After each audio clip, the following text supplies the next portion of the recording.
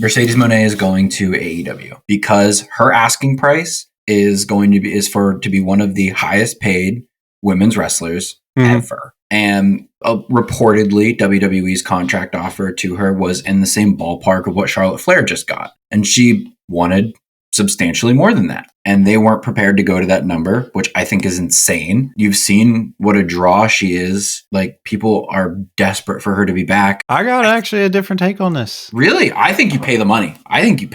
Bona fide star, you pay the money. I'm kind of like an in-between state here, right? So, like, it's an interesting thing because Sasha or Mercedes, wherever she's going to go by, she is obviously a draw. But I feel like the WWE's women roster is so good right now that, like, if she wants to be the highest paid woman ever and they don't want to pay it, if they don't do that, is it going to negatively affect the women's roster or have a negative effect? I don't really think it's going to make much of a difference, honestly. However, if she were to sign, obviously it'd be a cool thing. It would get a lot of eyes on the product immediately, but that would eventually die down because it always does. I don't think, like, over the long term that having her there is going to, like, drastically improve their women's division.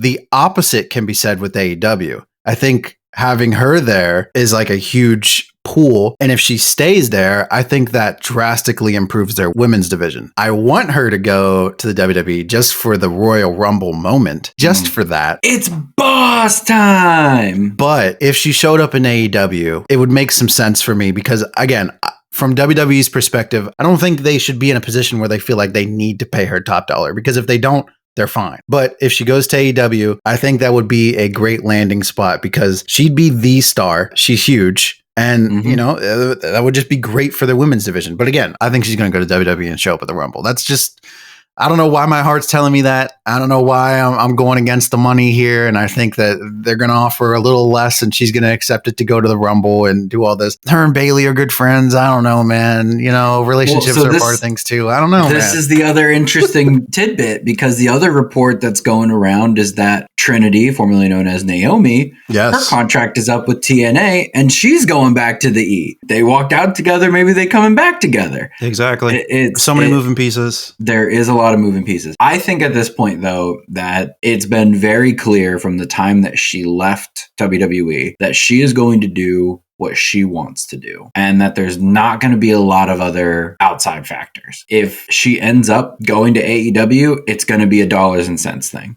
Less of all my friends are over there. Because I don't think she's that concerned with it. I mean, she made an appearance at All In London. I mean, she was there, you know, like I think that's a big sign as well. She was supposed to be on that card. Like, she was supposed to wrestle there, but with the injury, she couldn't. So I think I'm fully expecting her to show up in AEW at some point. I like how we're opposite sides here. I can't wait to see what happens.